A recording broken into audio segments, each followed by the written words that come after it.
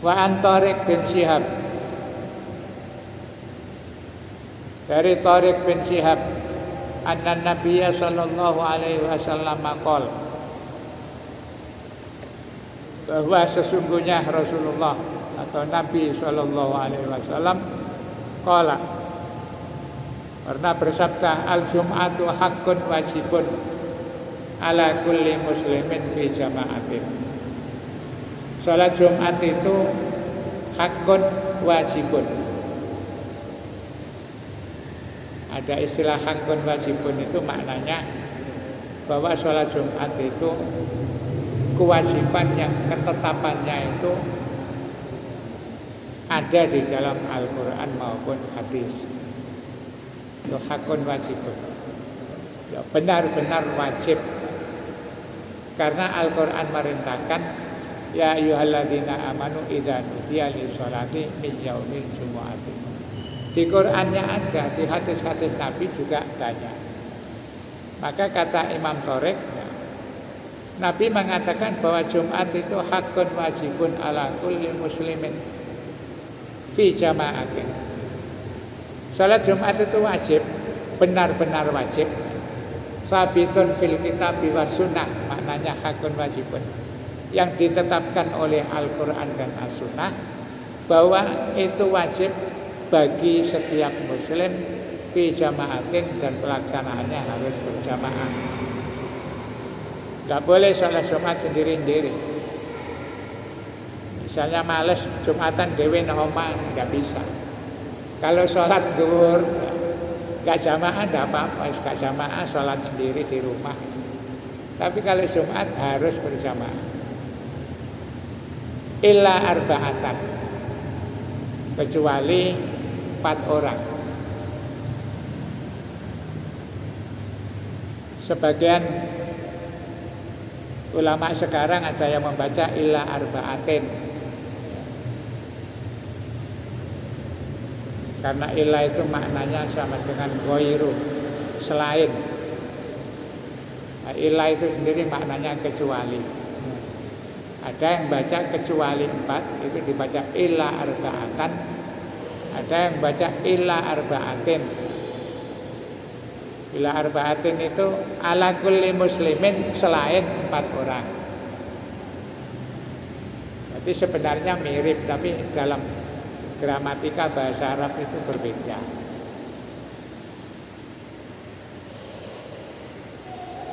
Kitab-kitab yang modern itu banyak dijelaskan. Kalau orang dulu enggak, karena dianggap ulama-ulama itu sudah banyak yang pintar, menguasai nahwu, sorof, balaghah, macam-macam. Sehingga ya enggak dijelaskan, dianggap wis pintar kan. Sekarang enggak dijelaskan, banyak orang ngawur.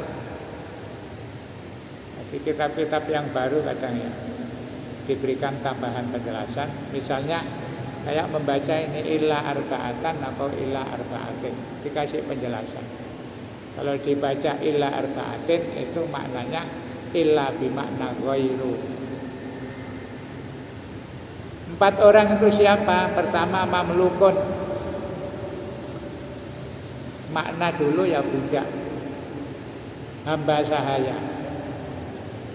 Mamluk itu orang yang tidak punya pilihan untuk ngatur hidupnya. Tapi dirinya sudah dibeli oleh majikan. Tugasnya hanya melayani majikannya, nggak boleh macam-macam. Kalau majikannya muslim ya mungkin sholat masih diizinkan. Kalau enggak, maka dari pendapat ini dulu sempat kontroversial. Pabrik-pabrik ada sebagian yang nggak boleh melaksanakan sholat Jumat. Akhirnya demo dan macam-macam. Ada yang keluar saja dari pabrik daripada nggak bisa Jumatan. Nah kalau melihat hadis ini sebenarnya tidak ada masalah. Kalau dipahami secara tekstual, 4 orang yang tidak wajib Jumatan itu antara lain orang yang tidak bisa menentukan dirinya sendiri. Misalnya ada pabrik, pemiliknya orang non-muslim, kemudian ketika Jumatan nggak boleh Jumatan. Itu kalau orang memahami hadis ini ya gimana lagi orang nggak bisa. Jadi sholat zuhur aja, nggak perlu protes. Atau yang pinter ya, ketika kontrak kerja itu dijelaskan saya bekerja ini sekian jam kecuali dipotong waktu sholat. Jadi dalam perjanjiannya pada saat waktu sholat harus diizinkan menggunakan waktu sekian menit untuk melakukan ibadah, termasuk di dalamnya Jumatan. Jadi kalau orang paham dengan hadis ini, jauh-jauh sebelum kontrak kerja ditandatangani itu bargaining dulu, ada perjanjian. Sehingga nanti kalau waktunya Jumatan ya sesuai dengan SPK istilahnya, surat perintah kerja. Misalnya terus dalam kondisi bekerja di satu tempat yang memang minoritas muslim kemudian nggak bisa melakukan Jumatan, ya itu sebenarnya tidak wajib, dikiaskan kepada abdun mamlukun. Ya alhamdulillah sekarang perusahaan-perusahaan asing juga sudah menyesuaikan dengan kondisi masyarakat setempat. Nah, dulu kan rame-rame gitu, Jumatan tidak boleh, dianggap terlalu lama. Soalnya ada khutbahnya, berangkatnya harus lebih pagi, beda dengan sholat zuhur. Kalau kita melihat hadis ini, ya biasa saja sebenarnya. Orang yang tidak bisa menentukan kehidupannya karena bergantung orang lain, itu bisa dianalogikan seperti budak. Budak saja nggak wajib. Nah, buruh itu kadang-kadang kan ada yang nasibnya seperti budak. Kontrak kerjanya itu sangat ketat. Sholat pun dibatasi sampai menit, paling 15 menit paling suwe. Kalau usah wiritan dawa-dawa. Itu sudah harus disyukuri, dikasih toleransi. Dan umat Islam itu juga harus disiplin. Kadang-kadang banyak yang alasan sholat terus ngelemput. Ya, jadi sholat kok terus dikai alasan. Mosok melaksanakan ibadah tidak boleh. Wah, ibadah itu ada aturan. Malah kalau kondisinya mendesak, mepet, Rasulullah kan juga menganjurkan, nggak usah baca panjang-panjang, cukup Fatihah terus surat-surat pendek, kemudian nanti berdoa ya sekedarnya. Ini kaitannya dengan kewajiban Jumat. Ada 4 orang yang tidak wajib Jumat. Yang pertama mamluk, budak. Ada yang mengkiaskan karena sekarang tidak ada budak, ya itu tadi termasuk pembantu, karyawan, macam-macam. Di Mekah itu tidak ada budak, namanya pembantu, tapi perlakuannya juga kadang-kadang masih seperti budak. Makanya jangan heran ketika ada berita TKI atau TKW, tenaga kerja wanita di Arab Saudi, di Timur Tengah, kadang-kadang ada yang disenangi seragami, terus sampai punya anak. Nah itu kan tradisi kuno. Zaman dulu orang Arab itu biasa punya budak, pembantu itu dianggap budak, ya sekali dinikahi, disenangi gitu aja.